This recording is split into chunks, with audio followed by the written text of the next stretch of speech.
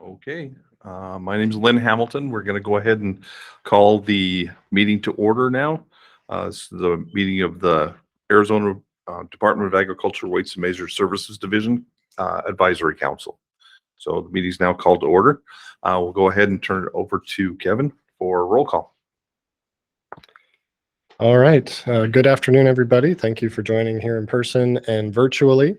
I'm Kevin Allen. I'm the Associate Director for the Weights and Measures Services Division, and I'm going to take a roll call of the council members who are present during this meeting. So Lynn Hamilton. I am here.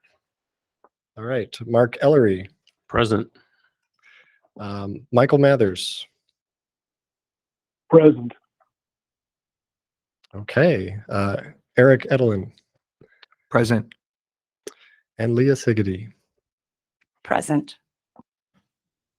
All right. Mr. Vice Chairman, we have all of the council members present. We can proceed. Okay. First order of business is the approval of the recording of the meeting that we had on June 23rd. Can I get someone to make a motion to accept those? I will move to accept the meetings from our June 23rd meeting as recorded. All right. Is there a second? I'll second it. Thank you, Mark. So we have a motion and a second. All in favor of that, please signify saying aye. Aye. Aye. Aye. Aye. Any opposed? Say nay. Okay. We'll go ahead and approve those minutes as recorded. Okay, the first order of business, we are going to select a new chairperson for the advisory council and a vice chairperson. Our previous chairperson is no longer a member of the council. So first of all, just want to open it up and see if anybody would like to volunteer for that. I am willing to go ahead and take that chair position if there's no one else that is interested in that. I'll just comment. I agree. I think Lynn, since you were co-chair, I think it makes sense to move you to chair, and perhaps I would say Mike Mathers as co-chair, but that's just my comments. Okay. So just want to ask one more time, any other volunteers for that? If not, I believe that we're just able to do that by acclamation then, correct? Just say a roll call vote. Okay. We'll go for the roll call vote that would with me, Lynn Hamilton, as the chairperson for the Weights and Measures Advisory Council. All in favor? Do a roll call vote. Okay, we'll turn it over to Kevin. Oh. Okay. Oh, I thought we were going to go. We'd do the first one, but we can do it both simultaneously.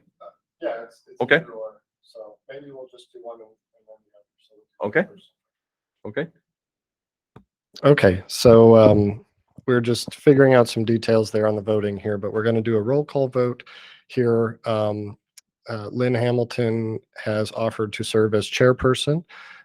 And so the roll call vote here, an aye vote is to move Lynn Hamilton into that position, and a nay is against that vote. And I'll go ahead with the roll call. Lynn Hamilton. Aye. Mark Ellery. Aye. Michael Mathers. Aye. Eric Edelin. Aye.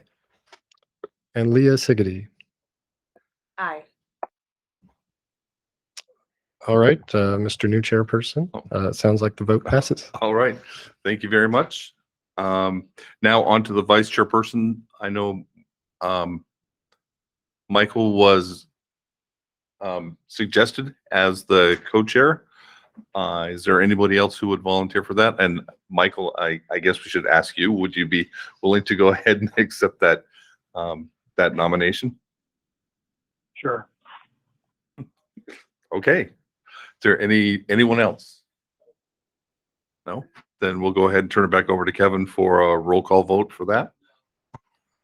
Okay, and the roll call vote here is to move Michael Mathers into the position of vice chairperson.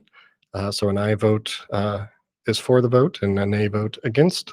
And I'll take the roll call. Lynn Hamilton, Aye. Mark Ellery, Aye. Michael Mathers, Aye. Eric Edelin, Aye. and Leah Siggety. Aye. All right, excellent. Well then, Mr.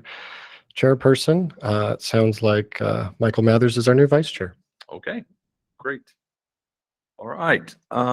As the next order of business on the agenda, just want to go through the introductions.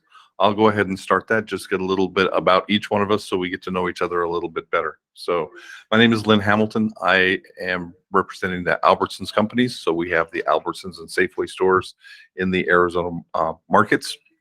I've been with the company for about 23 years.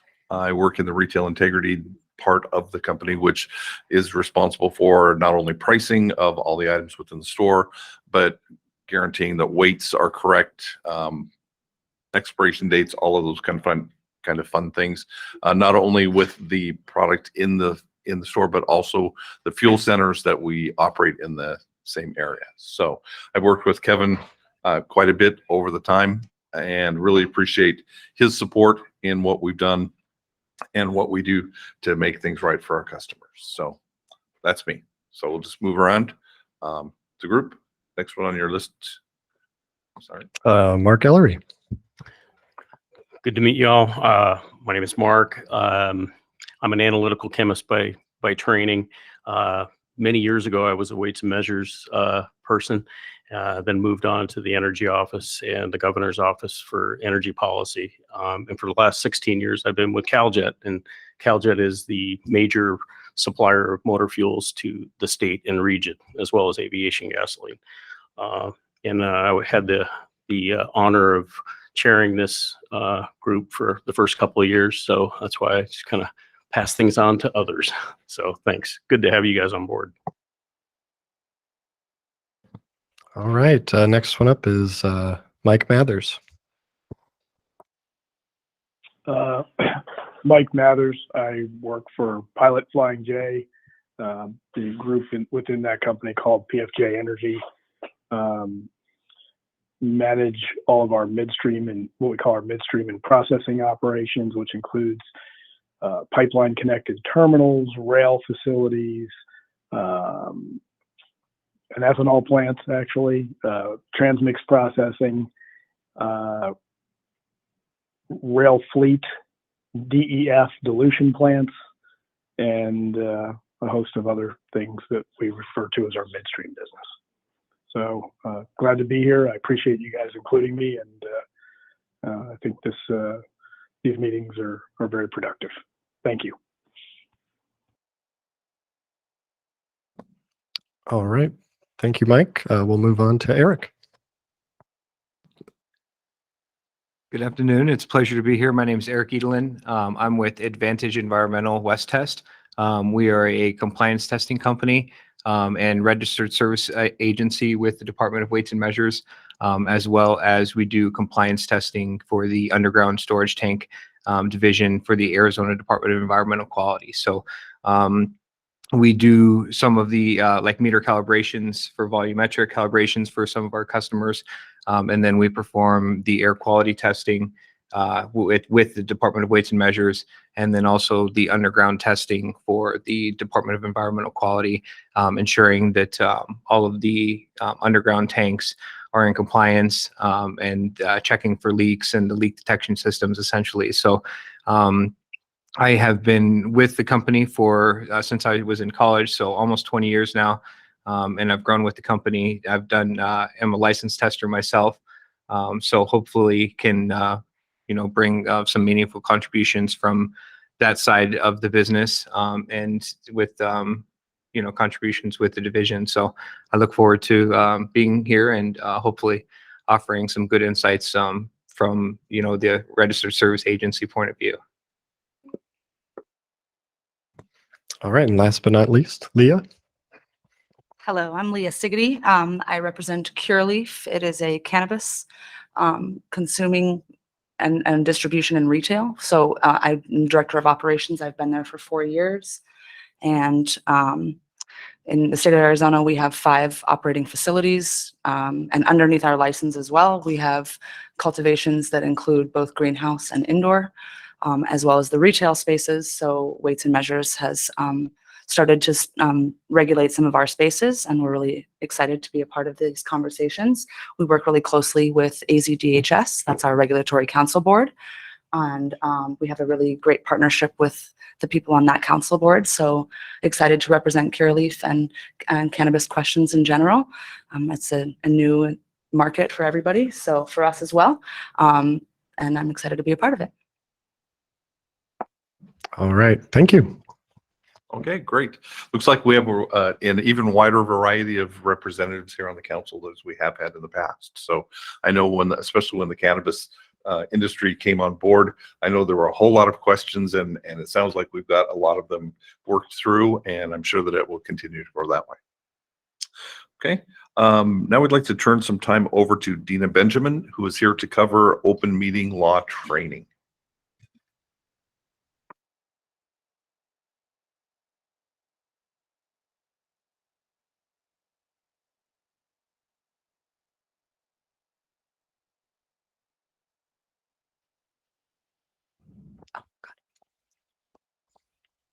Great, thank you. Good afternoon, everyone. I'm Dina Benjamin, and I am an Assistant Attorney General. Just for a minute of background, I am the Section Chief of the Public Law Section. Our group represents a number of different state agencies, boards, and commissions, of course, including the Department of Agriculture. Many of you may have worked with my colleague, Deanie Ray, also an Assistant Attorney General in my group. She had a conflict, and so I am here having an opportunity to learn about this council, which I'm already finding very interesting, and to talk to you about a favorite subject among all of us public lawyers, the open meeting law. I really want to thank Kevin for inviting us here and suggesting a training. I know we've got new council members, and it's really a best practice to periodically review training, even if folks have been familiar with it in the past, because laws change, and we're happy to be here talking to you today. All right, so let's begin with the beginning, the legislative intent behind the open meeting law. Of course, as I'm sure you all know, it's the public policy of this state that meetings of public bodies be conducted openly. Notices and agenda should reasonably inform the public of what will be discussed. And the last sentence of this sort of declaration of policy states the general rule, which is if there's ever a doubt about whether or not the open meeting law applies, whether something should be done in public or private, the courts and the legislature have time and again counseled all of us to err on the side of transparency.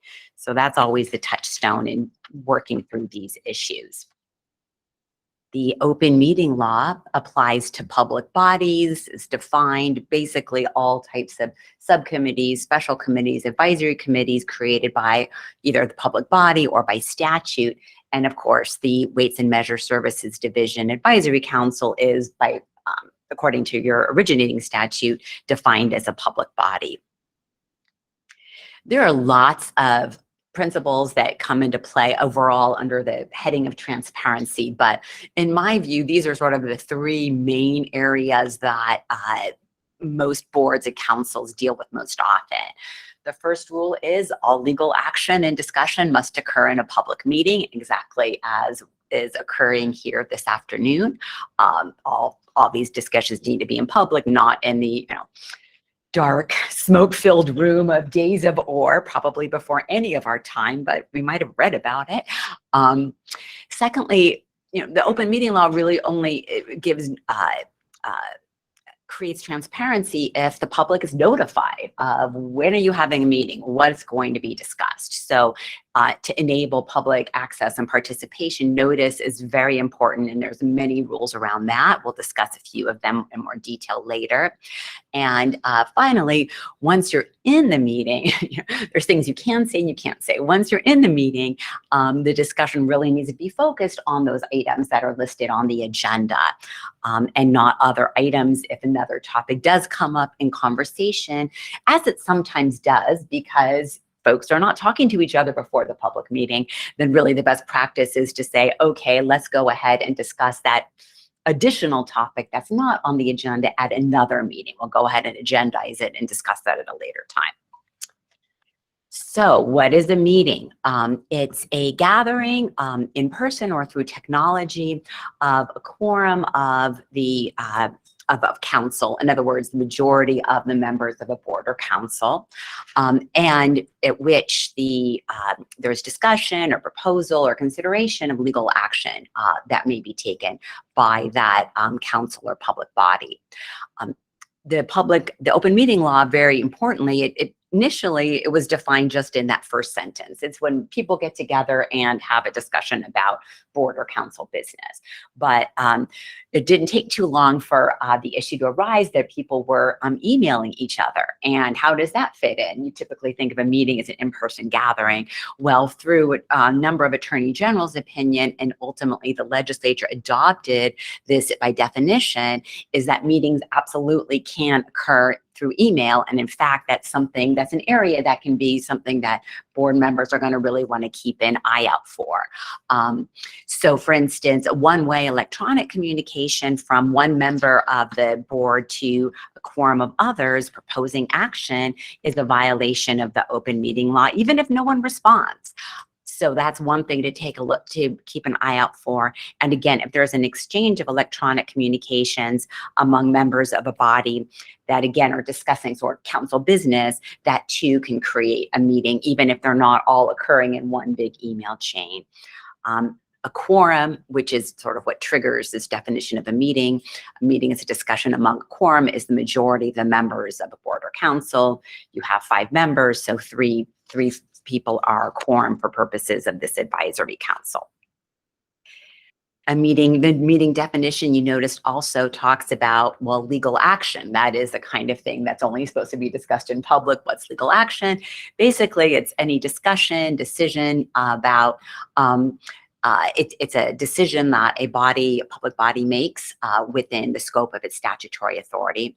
And in this context, as the advisory council, what the council is charged with is to make recommendations to the department. And so those are the official legal actions. Therefore, discussions, decisions, and all of that related to possible council recommendations need to be made in a meeting that's open to the public. All right, going back to, again, just items to be aware of that might, perhaps inadvertently trigger a meeting, perhaps without, probably without any kind of intention whatsoever. But if you have emails between, say, 2 members of the council, in and of itself, that's not a discussion of the quorum. However, we recommend against it because it is very easy for an email like that to be forwarded to a quorum of the council. And in any event, we recommend that all the discussions occur in the public meeting. But for emails being forwarded from a couple people to more people can really be a pitfall that we want you to all be aware of. Reply all, again, it's very easy. We all get a million emails a day. It's easy to press the wrong button and say, I think we should do X. Maybe in response to perhaps meeting agenda being sent by staff. That's something to be aware of and to be really cautious of and to attempt to avoid. Serial communications. So a meeting, as I mentioned earlier, can occur not just everybody in one room or everybody on one email chain. They can occur if, say, a third party, just say another board, a lobbyist, for instance, meets with one board member and has a discussion, then goes to board member B and has a discussion, then has a board member C and has a discussion. Those types of discussions, serial communications can, depending on how it all plays out, end up constituting a meeting or a discussion of proposed legal action, which again needs to occur in public. And of course, those serial communications can occur through email as well. Board and council members, we always recommend, should be very careful about proposing motions or taking legal action. That should, any communications regarding that should be not made to the quorum of the board or the council. And we also recommend, and this happens all the time, social gatherings, conferences. Folks are in the same board or same council because they have expertise in similar areas. And there may be an occasion where you're all in the same room. And what our longstanding advice is first of all, of course, all public body members should know not to talk about business of the public body with other council members or board members rather. But we always recommend that the agency post notice, hey, there's going to be a meeting, outside of, it's not going to be a typical, notice public meeting, but there will be some conference and, there may be a quorum of members attending. We're not going to discuss business, but basically just notifying the public that you're there, that everyone's aware of their obligation, and that nobody's going to be engaged in any kind of legal action or discussion of business that could come before the council. So that's something that happens fairly often. So now, having told you about all the things you can't talk about, there are a few allowable communications, many more than that's on this one slide. You can talk about your movie recommendations. I've got no problem with that.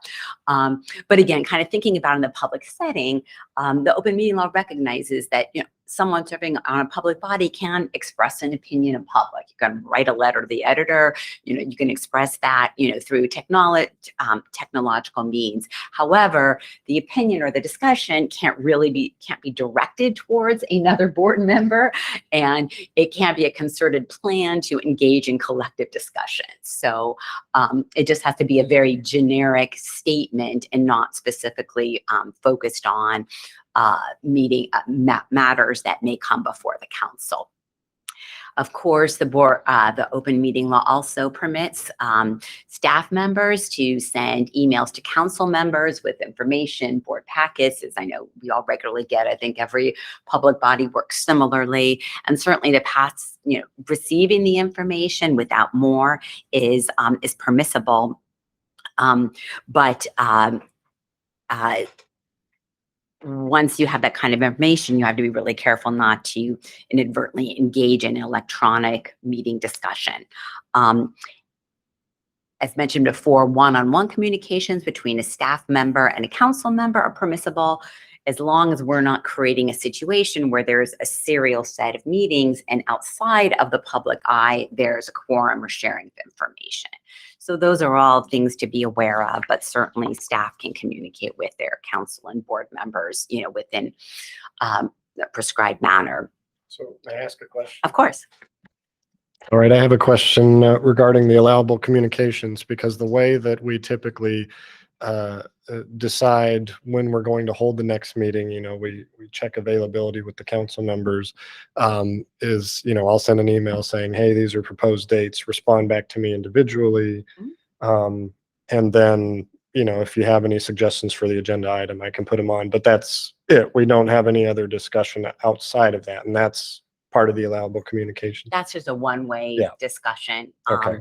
Sometimes I've seen some staff members and even council members, you might want to think about, have a tagline at the end of the email that says, please do not forward this communication on to anyone, so that we do not inadvertently have create an open meeting law violation. It's not required. It's something that, depending on the nature of the public body, some folks find helpful, but what you're saying is just fine. Okay. Yeah, I just wanted to point that out to kind of explain why we do things the way we do, especially since we have new council members. So in the future, well, why is he telling us, to reply individually regarding this? It's because I don't want to create that opportunity for, there to be this discussion. So. Yeah, it's good practice. Thank you. Dina, in the past, a number of us, our businesses cross paths and touch on various subjects alike, which may be subject of discussion in the council meeting. So when, say, we had an issue with a fuel or what have you, we should just be conscious of it. And anything that we think is on the agenda shouldn't be discussed between two of us, even though we may, cross paths outside of here in our daily business. I How- think that's the best practice. The best way, just be conscious. All right. Moving on to public participation and access, as mentioned before, the open meeting law requires that meetings are open to the public and members of the public may be permitted to attend and listen. The public's here in this slide are kind of delineate what the public's rights are and what they aren't. Certainly the public has a right to attend meetings and to listen. And public members can record the meetings if somebody wants to. That has sometimes come up. The members of the public can expect Americans with Disabilities Act compliance. Typically, meeting agenda notices say, if you need an accommodation, let us know so we have time to arrange it. But generally, the public does not have the right to speak. It's really the right to listen. There are a couple of exceptions. For instance, if the public meeting is coinciding or is held in conjunction with some statutory requirement, for instance, allowing public comment on proposed rules. The whole purpose of the public comment is to allow public to comment. So in that venue, that's certainly permitted. And we'll talk about this a little bit more, and I see you have this on the agenda, is the call to the public. But generally, it's the right to have access, to listen, to hear what's occurring, but not necessarily to participate. Unless, of course, there's a particular agenda item or the chairperson or something wants to invite that kind of participation. All right. Notice of the meeting. Again, notice provisions are designed to give meaningful effect to the open meeting law. So these provisions remind me of what I think they used to say in Toastmasters. Tell them what you're going to tell them, then tell them and tell them what you told them. So the disclosure statement is like telling them what you're going to tell them. The disclosure statement is, this is where we are going to post notices of our upcoming meetings and agendas. The dates and times and the agendas will be posted, here physically, here electronically. Often that includes the website, but it's important that the agency says we're going to post our notices at location, A, B, and C, physical or location. And then once a specific meeting comes around, because you're just telling people, this is where you go to look if you want to find out if we're having a meeting. And then once a specific meeting comes around, then you post the notice and meeting agenda no less than 24 hours prior to the meeting. Thankfully, I think Kevin has a practice of not cutting things, Eddie, not that close, but sometimes agendas need to be amended, and that does happen. And it's in compliance with the open meeting law if it's no less than 24 hours. But that, there is, of course, an emergency exception. I doubt that comes up too often in this court, but that's a whole perhaps other area of discussion. And the notice lists the time and the date and location of the meeting and options for people with disabilities. We'll talk about agendas in a little bit more detail later. Yeah, we have to compete for space on the board downstairs now. Oh, is that right? Because it's Okay. shared through the building, so I make sure it's up there a couple weeks before. So There you go. There you I got my space. go. Very good. Talking again about enabling public attendance or best practices. The location of the meeting should not be isolated. The time and date need to be reasonable. There's been some cases where, the meetings are held, after business hours on a, Saturday, and it's not clear where, when they're occurring. Obviously, that was, sort of pretty bad acting, but times and dates need to be reasonable. The room should be large enough. And this is, I think, an area that's developing somewhat. If there's an agenda item that's coming up and the public body knows, hey, we're going to be expecting a big crowd. Sometimes they have expanded beyond your typical meeting space or allowed live stream reading or live stream of the proceedings, or, had a separate room. It doesn't happen all the time, but that is an area that sometimes comes up with litigation if something is really in the public interest. Like there was, for instance, a matter involving a death penalty case. So that matter involved a very extensive, the board provided extensive ways and much larger room than normal to allow for the public, the anticipated crowds. So it's just I think when you look at what the courts are looking at, they consider, well, what's reasonable under the circumstances. If it's a typical meeting, you're following your typical agenda, it's probably not an area an issue that you need to be concerned about too often. The public, as I said, can attend the meeting. There's not a requirement that they need to sign in unless they're going to be speaking, say, to the call to the public, that's permissible. Allowing members of the public to join in or call in rather, or join remotely. Obviously, this is something that has always been, I think, a custom and has become even more so since COVID. And that takes me to the last bullet point. Right after COVID hit and nobody was meeting in person whatsoever, the Attorney General's office was, I gather, flooded with a series of questions. The open meeting law has always allowed for remote participation, but it became even of more interest since, I think prior to COVID, it was more common that there would be a physical location and some members might call in from a different location, and now everybody was moving offline. So that sort of generated an opinion. I think I might better describe it as a letter or advice on best practices for remote meetings. And we'll talk about them a little bit more, but it's available on the website. Really encouraging just to think about making sure the technology is accessible, letting people know how to join, and all these best practices that I think have always been there, but now obviously public bodies are becoming more and more familiar with and doing on a far more regular basis. All right. Going on to the agendas, you're posting not only the meeting location, but you're posting the agenda. And the agenda needs to list the specific matters to be discussed, considered, or decided. It needs to, again, inform the public what is going to be here. Do I want to attend this meeting? It needs to have enough specificity to help provide sort of reasonable notice about what's going to be discussed. Once you're in the meeting, the public body can only discuss or consider matters on the agenda or other matters related thereto. So there's an acknowledgement, there's a little bit of flexibility about what's related to the agenda item. Sometimes if the conversation, as mentioned before, is perhaps drifting or it's unclear whether it's related or whether it feels that you're moving a little bit far afield, again, the best practice is to say, let's go ahead and put that on the next meeting agenda and discuss it at that time. The agenda, the chairperson may take items out of order if indicated on the agenda, and there doesn't need to be a vote to rearrange those items. Also, during both the agendas and during the meeting, the board, the public body, or their staff should be recording the proceedings and or taking minutes. We'll talk about minutes requirements kind of in the post-meeting aspect of the presentation. During the meeting, though, it's important for council members to be aware that there will be a recording, there will be minutes.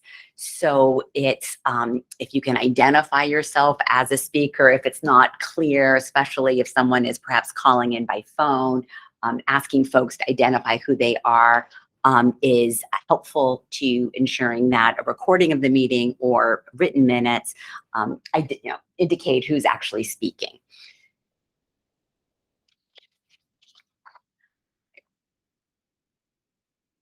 Let me move on to executive sessions. I'm not sure how common they are in this area, but they're an important thing to understand. So after having spent the whole previous 15 slides about discussing how everything must be discussed in public with the public attending, joining in by Google Meets, executive sessions are the mechanism where a public body can meet in private to discuss confidential matters. And when you're in executive session, that aspect of it is not open to the public. Now, executive session can only be convened for particular issues that are delineated under the open meeting law. For instance, to discuss a personnel matter related to a specific employee. Sometimes a board is required to review records that are confidential by law. Think about medical records, for instance. Those are going to be reviewed in an executive session, not in public. Legal advice. The board is entitled to move and go into executive session to receive legal advice from its attorneys.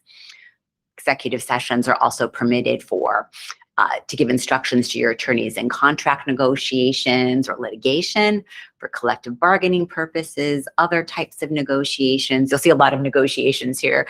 Negotiations regarding real property, put a bid for this amount, not that amount, that kind of items can all be discussed. And just, I think this last session, if not the year before, school safety operations is now a new area where a school district can go into executive session or other public bodies to discuss that.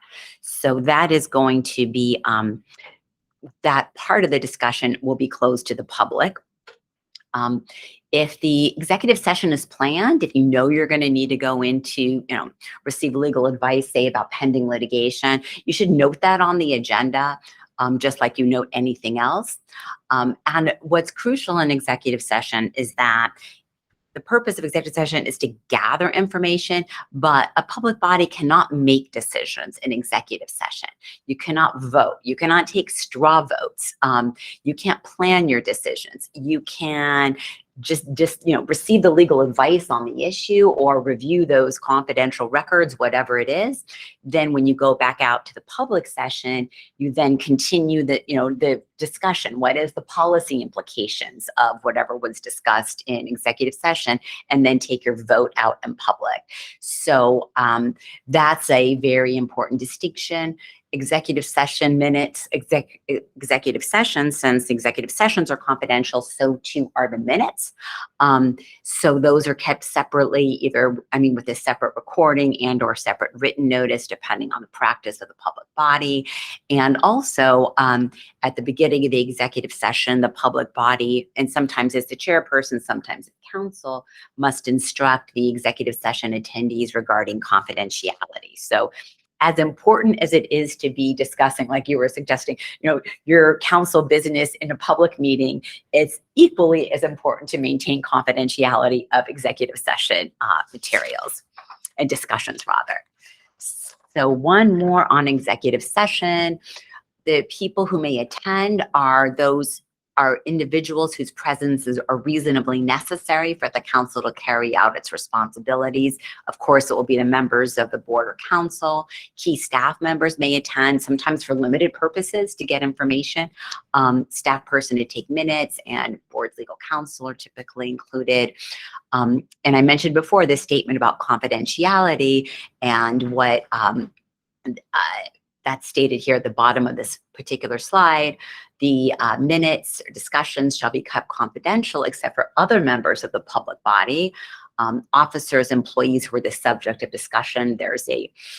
I don't think this council makes personnel decisions, but if there is going to be an executive session discussion about a particular person's employment, that person does have the right to get to see the executive session discussion about them.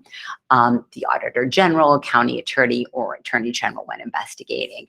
I think just, one issue that sometimes comes up is we've seen some cases where members of the public body, there's some dissension in the board, so they don't want to give the executive session minutes to someone who wasn't there. That's an open meeting law violation. They're as entitled to it as everyone else. So open meeting law is strictly open and strictly confidential, and just follow the rules and give us a call at any time with any questions. Let's talk for a minute about the call to the public. They're permitted but not required. I see that it seems like this is something that is typically on the council agenda, which it absolutely can be. And sometimes it's very helpful for the public body to hear what is out there, what other folks are thinking. But a call to the public can only occur if it's noticed on the agenda, like everything else. The public body may limit a speaker's time. If you've got a big crowd, you don't need to give, sometimes a public body may say everybody can speak for 3 minutes or 5 minutes or something, just to maintain the order of the meeting. And that is perfectly fine. Sometimes public bodies can get into trouble if they don't apply that in a fair and impartial manner, letting some people speak more, some people speak less. If you're going to have those kinds of limits, obviously they need to be applied in an impartial way. Members of the public who are speaking need to provide their name. We need to be taking minutes, as we mentioned before, and the public can address any issue within the council's jurisdiction.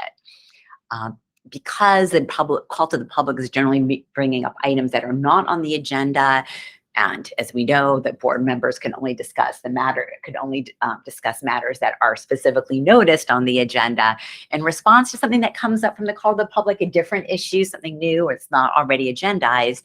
The council members responses are limited to directing staff to study the issue, responding to criticism, or scheduling the matter for another meeting. That's always sort of the theme you might have heard. If you're not sure, we're not sure if we should be discussing this or not, agendize it for the next meeting. Just a good practice to follow.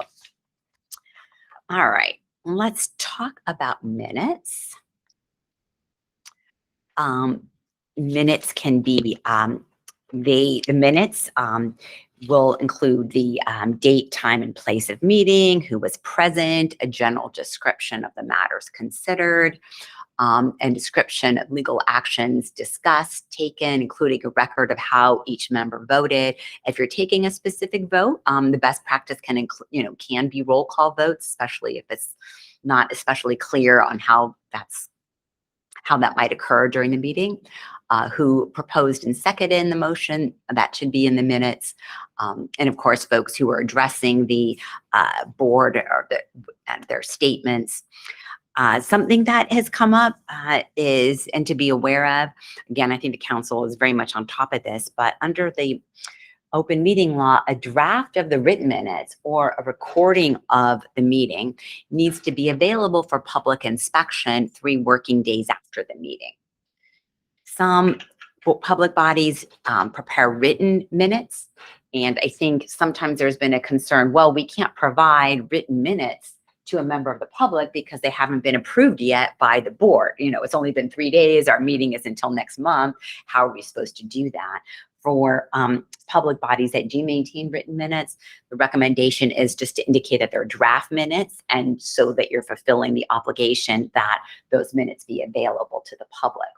So what I'm describing now is a standard that applies for most state agencies. But this is an area that there's been some legislation on, and it varies, and some public bodies have different requirements. Cities and towns that meet a certain threshold of population are required to post their the recording of the meetings on their website within 3 days. And I think sometimes I've seen the council you're certainly free to post the recording of the meeting that absolutely shows that it's available for public inspection because it's posted on the website. So that's one way of making that clear. It's not necessarily required. And there was a bill this last session proposing that all agencies, cities, towns, all public bodies have a requirement to post an audio or audio-visual recording on their website within 3 days. So this seems to be an area of some interest with the legislature. I think it passed the House, but it didn't go further than that. So right now, I don't see an issue, but just an area that there might be some further legislation on in the future. Sometimes things are introduced and perhaps they come back the following year or two, or perhaps it won't. Just something to be aware of. All right, well, to talk about, well, what happens if there is a violation of the open meeting law. Sort of the first issue to be aware of is legal action taken in violation of the open meeting law is null and void. So for instance, say a board, decides to vote on a contract in a meeting and nothing on the agenda says that they're going to be considering or voting on a contract. That vote to approve a contract is null and void. I'm taking just kind of to give perhaps a silly example, but just one example, that action is null and void. There is a remedy for it in the open meeting law, and that is called ratification.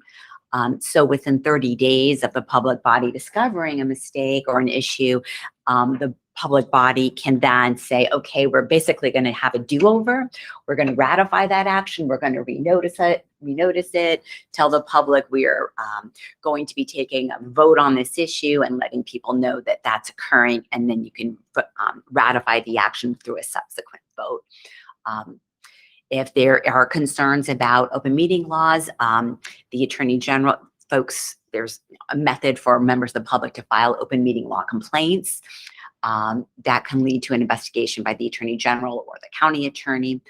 There are civil penalties that can be awarded again in the event of a violation. Attorney's fees and costs are potentially, again, these are potential consequences, and sort of the most severe sanction is that a public officer can be removed from office if there is an intent to deprive the public of information. So those are fairly draconian consequences, but certainly complaints and investigations happen fairly often. A common requirement, if say the Attorney General's office finds that there is an open meeting law, is training. So again, kudos to Kevin for having this scheduled. So try to do training up front. Best practice is to do it before it happens. And again, as mentioned, the law changes.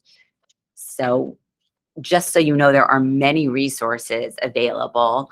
Happy to, for one, there's of course the open meeting laws themselves. They are actually not too long, not too horrible to read, but the statutes are on the Arizona legislature's website.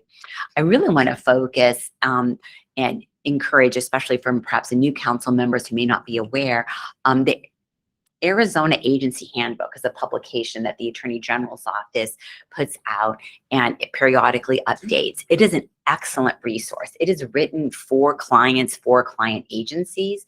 It has Chapter 7 happens to do with open meeting law, but it covers like all, the duties of public officers, conflict of interest, public records, procurement, many, many areas that people serving on public bodies, as well as state agency, all of us state agency employees may find helpful. And it's written in a way that is, meant to be user friendly. It's pretty easy to find. It's on our website.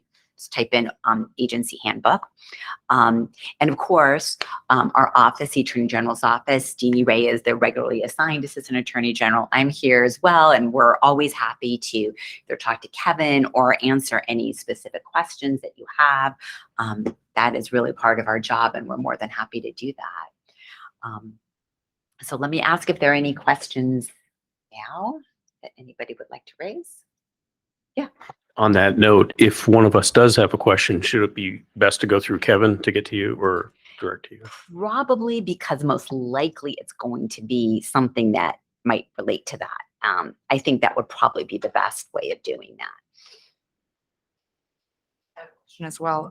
If anybody in my industry was in, can I forward the disclosure information? Am I able to forward disclosure information? Is that public on your website so that they can come and be public on the call as well? And for the agenda items, are we able to suggest agenda items as a council member ahead of time? And that's one-on-one after that email that you send. Yeah, I can answer a couple of those, and I can actually show our website. We do have a notice where we do have it posted where our meeting notice is, and that information is available, and I'll just show that when we're finished here. But yes, when I reach out to the council members to arrange a date to schedule a meeting, I'll always ask if you have any items that you would like to put on the agenda, let me know, and then I'll include them on the agenda. So yeah, please do, as a member of the council. That's one of the things I want people to do, is suggest items for the agenda for us to talk about. You're going to discuss show the website, but yes, I mean, certainly, like once the meeting is noticed, here's our agenda. Absolutely, that can be forwarded and shared. Kevin will show it to you on the website, but that's absolutely sure. Absolutely, absolutely. Just don't invite them to our executive sessions if we have them, which you probably won't. Yeah, so here's a little tour of our website, agriculture.az.gov. All you want to know about weights and measures, you hover over the tab. Lots of different subject pages here, but there is one specifically for the Weights and Measures Advisory Council. And so it talks a little bit about the advisory council here. I'm going to update this, of course, now that we've decided who our new chairperson and vice chairperson are. Here's the statement of where the notices are posted. And so Deanie actually went around to all the divisions and said, you need to put this on the website. That's what we do. we have it posted in general for agriculture as well, but this is where the notices are sent out. And the other thing that I do is we have a distribution list, an email distribution list. I recommend that if there are any industry representatives who are interested in receiving information about weights and measures, you can voluntarily sign up, and I send out our meeting notices on our listserv. And so then we have all of our meeting documents that we've had. I would like to, if it's okay, put the presentation posted up there. Can I do that as an item, as one of our meeting documents? Just I mean, you're not required to, but you could. well, I would like to, just as a reference, especially for our council members, so you can go back. When Deanie provided the presentation years ago, we did the same thing. Yeah. So, and then, yeah, for those of you that want to sign up for our email distribution list, if you go to the very bottom of the homepage, get email updates with the latest news, put in your email address, and then you can click on which areas of interest you have. And it's not only weights and measures. We currently have 4. We're actually developing a specific distribution list for cannabis. Our compliance manager, Vince Wolpert's working on that. But you can check any or all of those areas. And then when I send out the email notices, it's to all of our distribution lists. So yeah.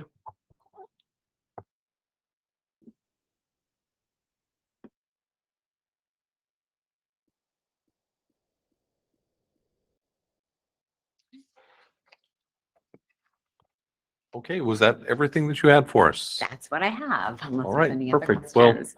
thank you very, very much. It's always informative to go ahead and listen and get the information that we need to go ahead and be compliant. I was halfway through the presentation, I was thinking, okay, so what happens if we don't do that, or we get arrested or whatever? Yes, we So always have to have that last slide there, but absolutely. we hope not to get anywhere close to that. But yeah, thank you. I appreciate how engaged you were and your good questions. So thanks very much. Yes. All right. Well, I think I will carry on the meeting.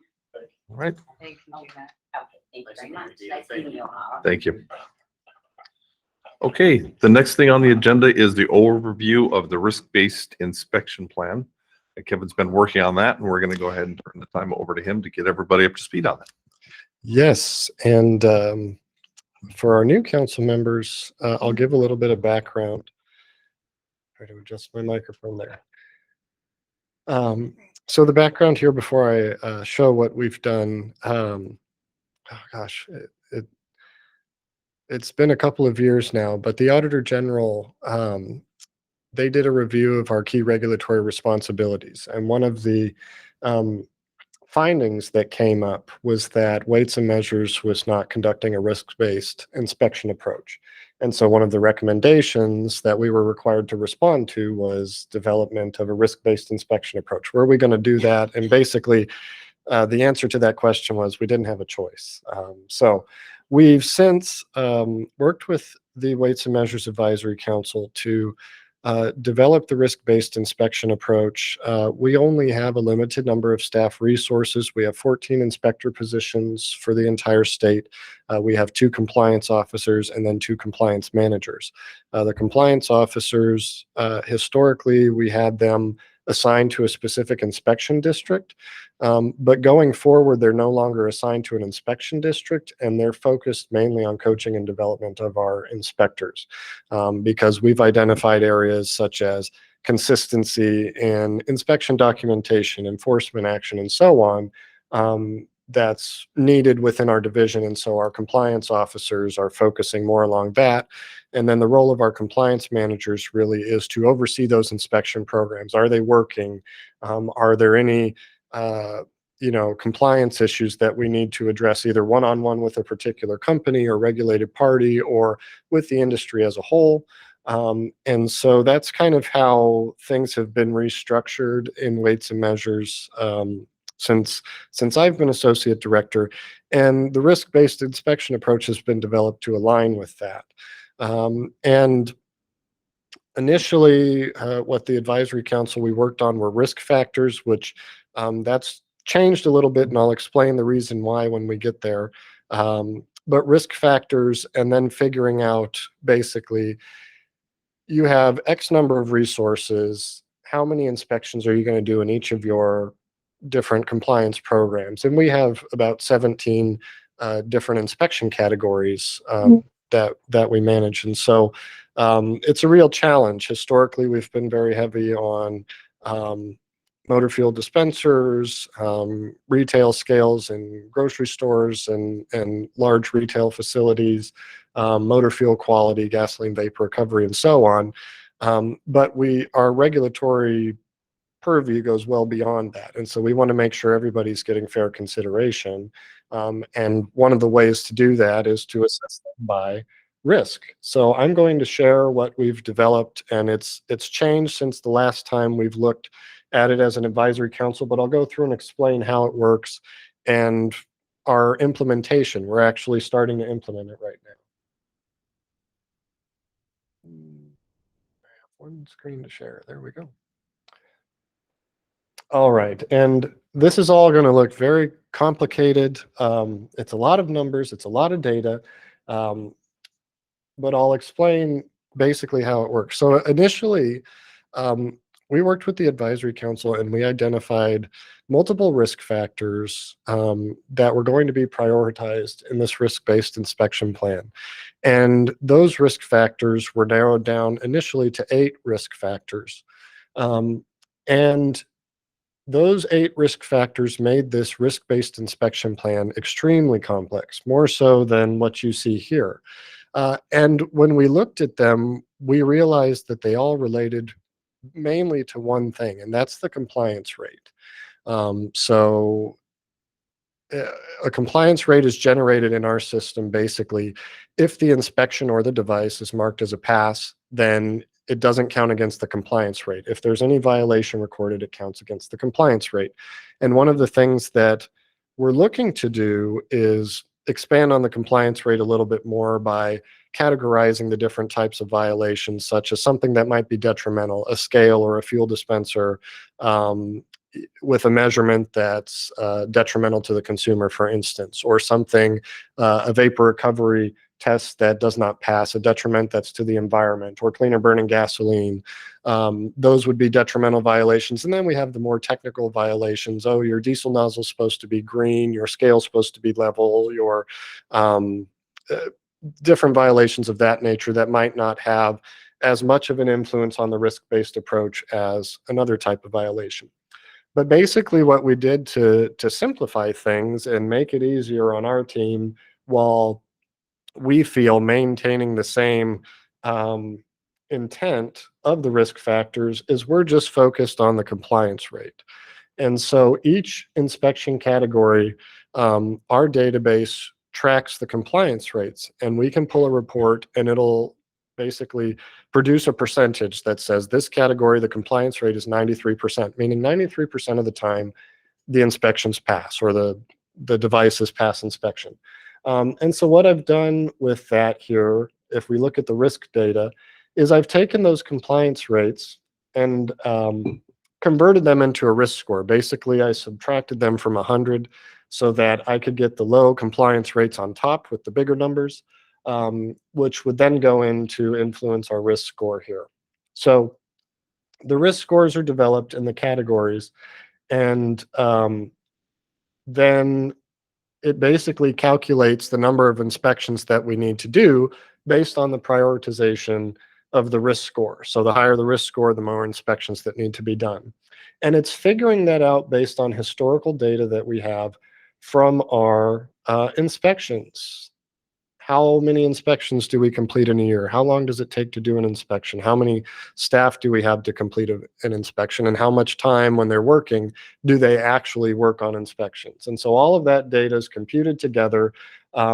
We factor out consumer complaints because those are, we have to, by statute, respond to those complaints. And we do that within 10 days for most complaints.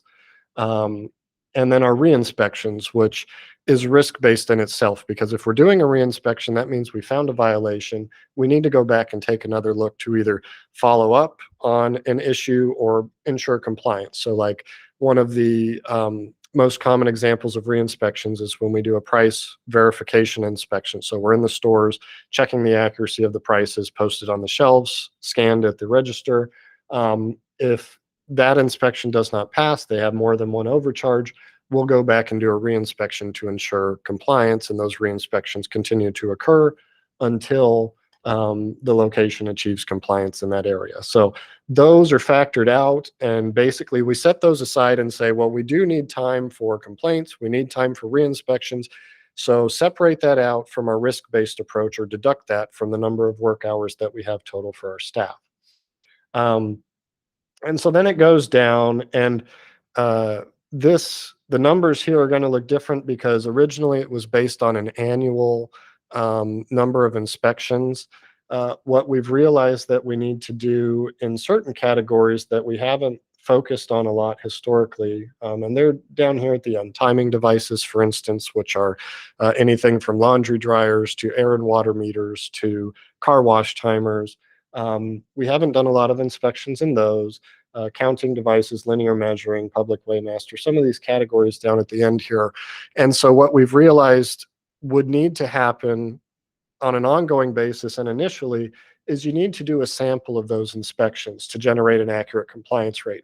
Because if I only have 3 timing device inspections and only one of those passes, well, my compliance rate is 33%, and that does not look great. When in reality, if I were to do 300 inspections, my compliance rate might be, 80 or 90%, where you don't need to do as many of those inspections. And so the way we're planning on this working is you have a 6-month compliance sample period where you go in and you do inspections in each category, and you go through and you go, okay, we have to do this sample number to get a certain confidence level in our compliance rate. So we'll do X number of inspections here, here, here, and here. Once we've gone through all those categories, we redo all the data. We assess all the data from how long it takes us to do an inspection to what is the new compliance rate. We plug that all in, and then it'll spit out the numbers down here at the bottom saying, okay, this is the number of inspections you need to do in each category. And to make it stand out, it's this black row here with the big bold white numbers. So what this is saying is over a period of 18 months, these are the number of inspections that we're doing in each category. And it may look surprising to you, but based on the compliance rates, some of our inspection programs that we've historically paid a lot of attention to have the higher compliance rates, partially because of the construction of the devices, but also because we've been doing a lot of those inspections. And these numbers are going to change. These are not the final numbers. But once we do our compliance sample, we plug in those compliance rates and refresh the data. It spits out the end result. This is the number of inspections that you need to do based on the staff resources that you have. And out we go. We assign those inspections to our staff, and they go out and do a certain number to contribute to the risk-based plan. And then after that 18-month period of carrying out the risk-based inspection approach, we do a 6-month compliance sample again, and repeat, repeat, repeat. And the reason we picked the 18 and 6 is because we feel 6 months is a reasonable amount of time for us to do the number of inspections we need to get that minimum sample, which is in this row here. And it also helps us align with a 2 fiscal year period, because we want to try to do a clean cutoff when we start a new fiscal year. Any questions so far?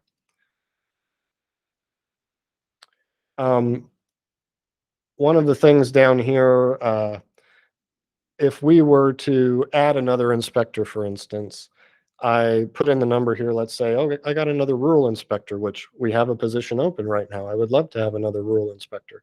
I changed that to a 3. It bumps up the number of hours, and it says, okay, now you have 12,000 work hours available across your 14 inspectors that you have. So then it goes up and it'll adjust the numbers. It'll bump them up because it says you have more time to do inspections, therefore you can do more inspections. And then, if we were to lose an inspector, we'd say, okay, now we go back down. It'll adjust everything accordingly up top.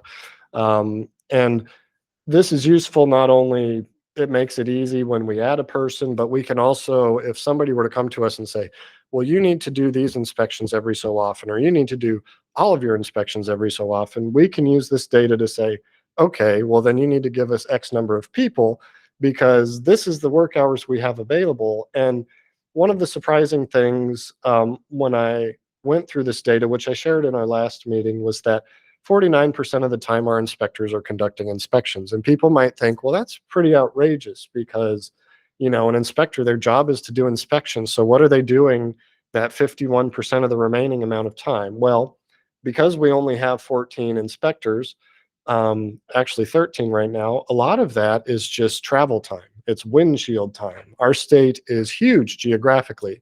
And if I have somebody who's based near Flagstaff and they need to go to Page or Show Low or Kingman or wherever, okay, that's 2.5 hours somewhere and 2.5 hours back. That's 5 hours of their day that they're not doing inspections. And the geography, we can't avoid it. And it's hard to justify a lot of times paying somebody to go out and travel to a particular area to spend, a week or so in that area. Okay, we're now paying additional out of our operating budget to, room and board, food, all of the, associated expenses with that. And so there's this weird balancing act that we have to figure out. And we try to strategically hire people and place them, in areas that we think will help reduce the travel where we need that coverage. But, it's challenging. And the other side of that is certain inspectors only know how to do certain types of inspections. There's kind of our meat and potatoes of inspections, as we call it, where everybody should know how to do motor fuel dispensers, small capacity scales, retail pricing. Those are historically kind of the bread and butter of weights and measures, at least in Arizona. But then we have people who have commercial driver's licenses to do large capacity scale inspections. Well, we only have 4 people that have CDLs. Nobody else can drive those trucks, so we only have 4 people that can do that. Same with our propane test equipment and so on. And so one of the things that we've realized when trying to figure out the workload distribution is, wow, we need to catch up some of our staff on training. And because we're kind of starting fresh here, we've gone through, and one of the parts of the strategic plan in agriculture is to identify basically standards of work that need to be developed and make our standard of work consistent throughout the agency, not only within the divisions, but also develop standards of work for core processes that happen across the divisions, onboarding an employee, human resources types of things. And that trickles down into our division to our inspections. And we have a new format for our standard of work. We're going through, and this next year, the next couple of years, actually, we are focusing on redeveloping all of our standard of work, training the target number of inspectors that we need to carry out the risk-based plan, and doing that in kind of a staggered process. And I'll show you how that works here. So we have this implementation schedule. And so what we've started, actually the first category to kind of test out the new standard of work, something that's relatively simple from an inspection perspective, is timing devices, something that most of our staff these days didn't know a lot about because they haven't had experience testing them. So we redeveloped the standard of work in July. We spent a good portion of last month training our staff and developing a new training and certification process, documenting that training, which we had never done in the past. And then the C here, September, what's happening right now is people are going out and they're doing that compliance sample. So if we go back to timing devices, to generate an accurate compliance rate with a 95% confidence rate, we need to do 328 timing device inspections. So we at least need to do those in September, divide those amongst our staff to see how are those inspections going to return, what type of compliance rate are we going to have, so then we can adjust our inspection plan accordingly, and it'll tell us, okay, if it's a higher compliance rate, you don't need to do as many of those inspections as you thought you did. And so we've developed this implementation schedule over the next couple of years that spans all of our inspection categories. And so in 1 month, if we're developing a standard of work, which is what the S stands for, we'll also be training our staff on another standard of work, which is what the T stands for. And in that same month, our staff will also be completing a compliance rate sample if it's needed in that other category. And some of the categories that we focused heavily on in the past, motor fuel quality, small capacity scales, and so on, we've done enough inspections to generate accurate compliance rate for those. And so this goes, like I said, over the next couple of years. Some of the inspection categories that we believe will be complex, packaged commodities is one. And that's very involved in the retail communities, cannabis industry. Standards are being developed for packages there. Another one, small capacity scales. You would think that one scale is like another scale is like another scale, but they all have their different intricacies in testing. A scale in a cannabis facility, for instance, which is more precise than a scale that's in a grocery store, which is more precise than a scale that is, maybe at an airport, for instance, for luggage. They all have differences in how you test them. And so some of these we've decided with our compliance managers that, yeah, we need a little bit more time to train our staff.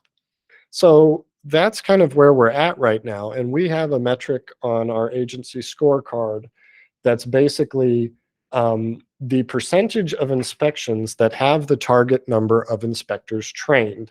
And so you can see up here, we've made a determination on how many inspectors we need in each category to satisfy the risk-based approach. That's our target number.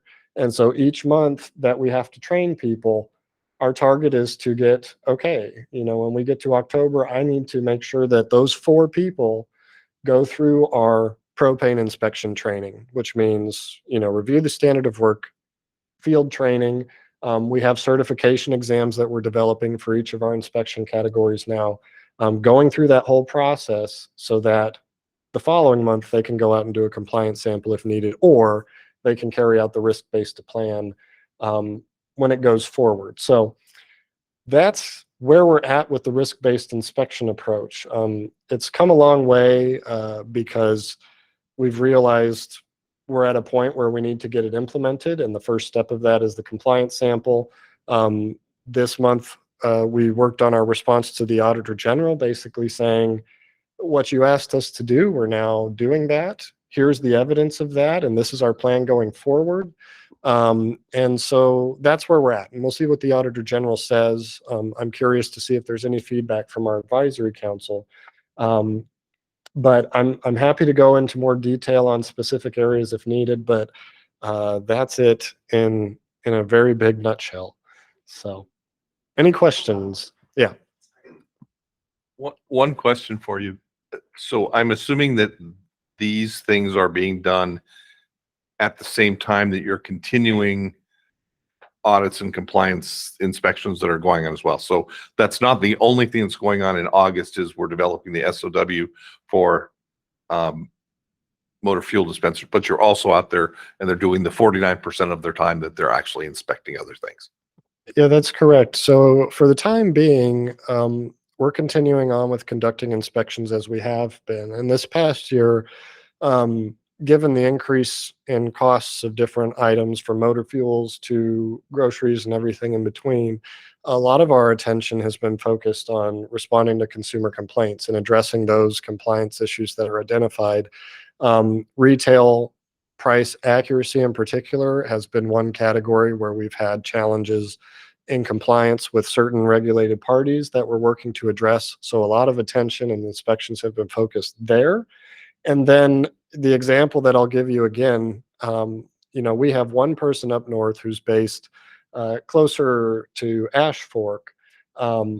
Currently, they're covering the whole northern half of the state because we had an inspector in the Kingman area. They left. We've had a vacancy. We've been trying to fill it. And unfortunately, the pool of candidates that we've received, even with our pay increases, hasn't been outstanding.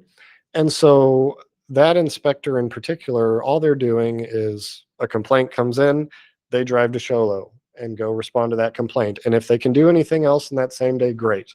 A complaint comes in, they drive to Page and they go to Page. And if they have anything else. And so that's been our life the past year. In a lot of categories is just following up with that. And in the past, we've always said, we need more inspectors, we need more inspectors. But the legislature or different individuals said, well, where's the data to do that? And now we have a path forward where once we go through this, we should be able to have the data that says you need more people, or maybe we don't. And we'll just have to see what the future brings. But for the time being, our inspectors are out there conducting their regular inspections. Each month, our compliance officers are focusing them on a specific training area. We're going through that training process, documenting the training, getting them certified so that they can carry on those inspections in the future, and just trying to do the best we can to cover the entire state with our staff resources. So there you go.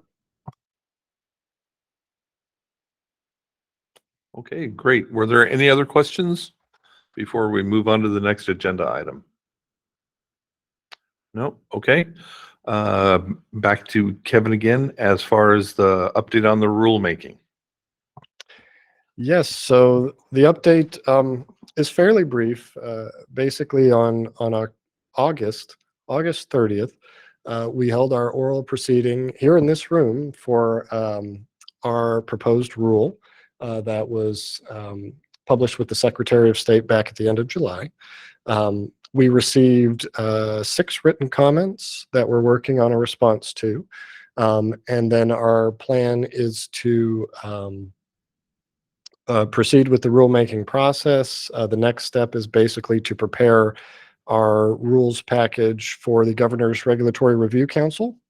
So it'll go through that public body for a review, and they can make a decision on it. And there's some formalities that need to happen along the way, but part of that is responding to the comments, developing our economic impact statement, small business impact statement, which is pretty much there, and getting an additional approval from our policy advisor at the governor's office. So we're planning on having all of that done by October 12th. October 12th, I believe, was the date, mid-October. And at this point, we're on track to do that. We are working with our peers at the Department of Environmental Quality to address some of the comments relating to motor fuels. And yeah, that's what people have to look forward to. So the next step is basically our rules will go to the Governor's Regulatory Review Council. At this point, we really can't make substantial changes to the proposed rule. And if we do make changes based on comments like technical changes, for instance, which there's one that we might make, that has to be approved through the governor's office, through our policy advisors. So that's where we're at right now. Any questions?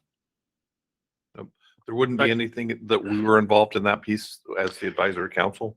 So the advisory council, their involvement was basically supporting the proposed rule package before we filed with the Secretary of State. So that was our last meeting.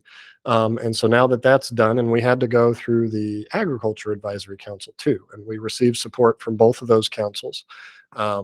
So we proceed on from there. And so at this point, it really, like I said, it's the Governor's Regulatory Review Council and their public review process. Okay.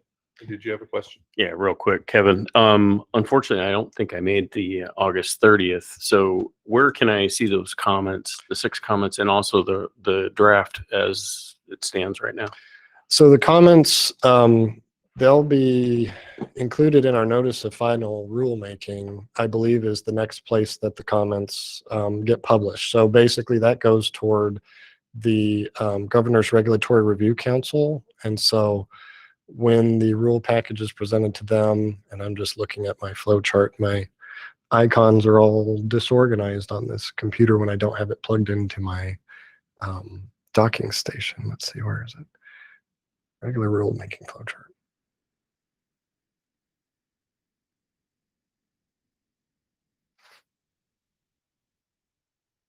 So we closed our rulemaking record. We can make non-substantial amendments based on technical corrections. We submit the amended, corrected, proposed rules to the policy advisor. Then the policy advisor at the governor's office approves them. At that point, we submit our proposed rules, the economic impact statement, both of our governor's office approvals electronically to the Governor's Regulatory Review Council.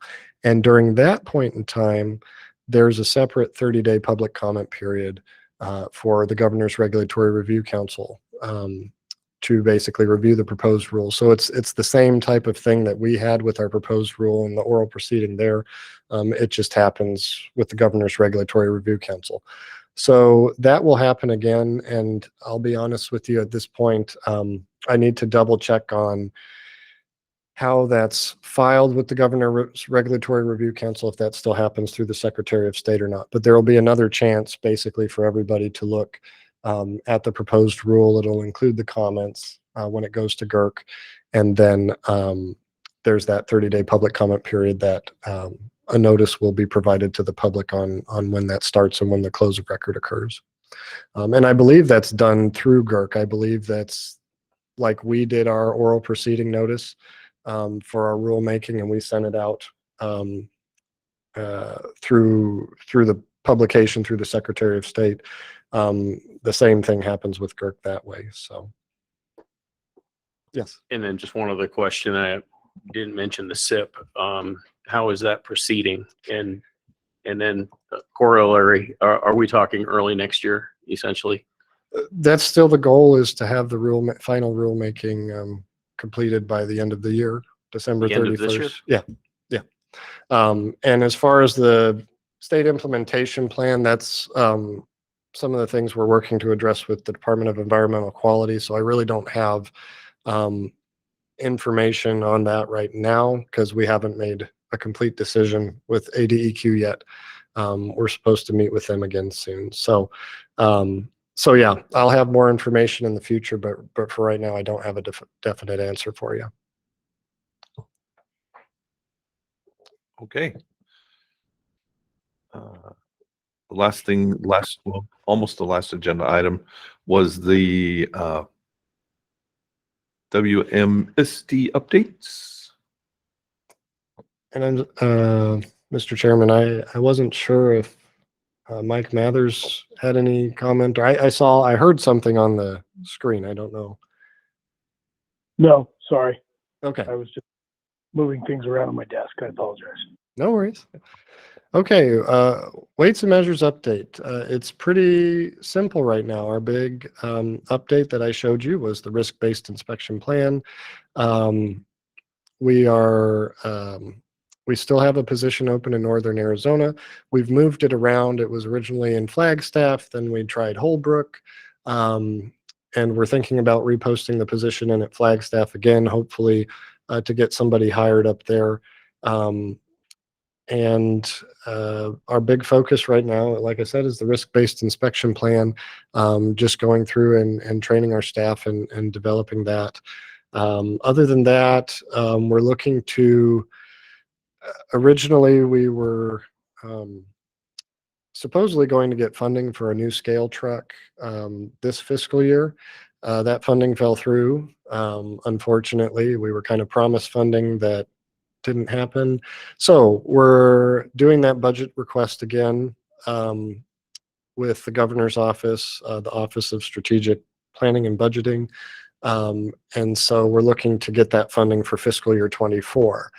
So the only challenge with that, of course, is as the cost of materials and vehicles and things goes up, I'll have to get a revised quote next year. But currently the quote that I have for that truck is $363,000 plus an additional set of 16 1,000-pound test weights, which cost about $50,000 after you get them shipped out here. And that cost has gone up over the past couple of years when I've been working on this project, seeing the cost of those materials go up, the cast iron for the weights, the steel for the trucks, the vehicles themselves. It's been interesting to see how that works. And so I anticipate I'll get another quote next year before we can see if we can get funding again. But that's where the scale truck is right now. It was a little bit of a disappointment. Well, it was a big disappointment not to get that funding as we were expecting, but there's promise for next fiscal year, so we'll see. Outside of that, equipment-wise, no major purchases. We're rotating our new Panasonic Toughbook computers into the field right now, so that's exciting to get rid of our other tablets that were less than desirable for the field use. Anyway, so we're looking forward to that. Hopefully that results in less downtime with our inspectors, continuity of operations, that type of thing. So that's all that I have for weights and measures update.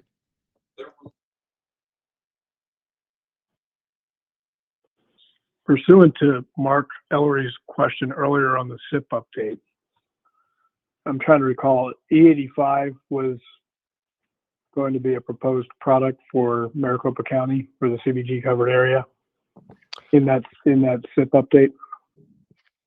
So the rulemaking and the update to the SIP that would occur is for E15 motor fuel to allow that in the cleaner burning gas areas. Did I say something else? I meant E15. I apologize. Yeah.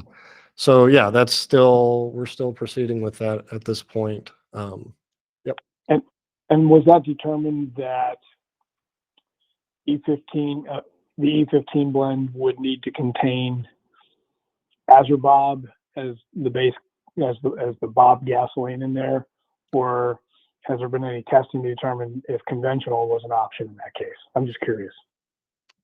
So at this point, the base would be the cleaner burning gasoline blends that are currently allowed in the CBG area. So that would be the summer or winter blends, the carb phase 2 lookalike, or the federal RFG, the complex model. Those would be the base blend stocks along with the ethanol. So basically the certification process as it stands now, they certify up to 10% ethanol, and the certification would just allow up to 15%. And again, this E15 is it's not something that we're looking to mandate. It's just another option for a motor fuel in Right. the metropolitan area. Yeah. So, Yeah. and the person in our team who's best at answering a lot of the technical questions and could probably give you a little bit more insight to it right now is Michelle Wilson. Sure.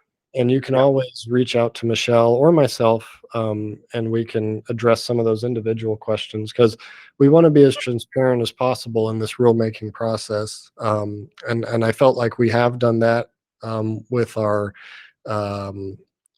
workshops and publishing all the information and providing that to our stakeholders. So please, if you do have any questions, reach out to me or Michelle Wilson, and we can kind of give you an update on where we're at. Great. Thank you.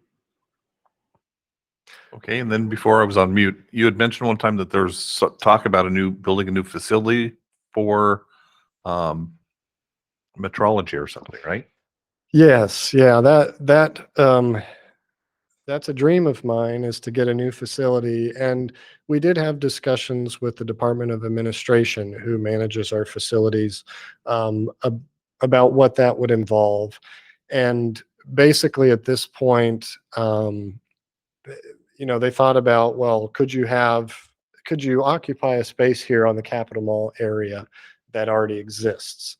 And I said, no, because there's several factors here: interstates, railroads, airplanes flying over that cause vibrations in the soil that interfere with our metrological equipment. I mean, our equipment is so sensitive, it can sense an earthquake that happens in Alaska, and you'll see the balances going a little haywire, and our metrologists will go, well, there was an earthquake somewhere. Let's see where it was. And so it's a very specific facility that, with the Department of Administration, we determined would have to be basically a new build facility. And that would require funding, which at this point, I don't think is realistic to ask for. Our existing facility is adequate for what we need it for right now, but I would like to try and expand our metrological services in the future. And some of that would require moving to a different facility that has better environmental controls, things of that nature. For instance, being able to certify more precise weights, even than the weights that are used to test and calibrate class 2 scales, which would be found for jewelers or cannabis locations. Being able to certify some of those more precise pieces of equipment and expand our services is something that I'm having our metrologists look into, but some of those are limited to a nicer facility with with that infrastructure in place. Our state metrologist and assistant state metrologist are in Las Cruces, New Mexico this week. Our metrology lab is actually closed. Because of that, they're at their Southwest Regional Association for Metrologists. They're at their annual meeting. And one of the things that they're looking into this week is asking their peers from other states about other types of metrology programs that we might be able to incorporate into our facility without additional infrastructure to expand. And so I'm curious to see what they find out and report back to me, and perhaps I'll provide that information in a future meeting. So. All right, I think we're down to the final agenda item, and that's a call to the public. Just wanted to open it up and see if there were any comments from anyone other than council members.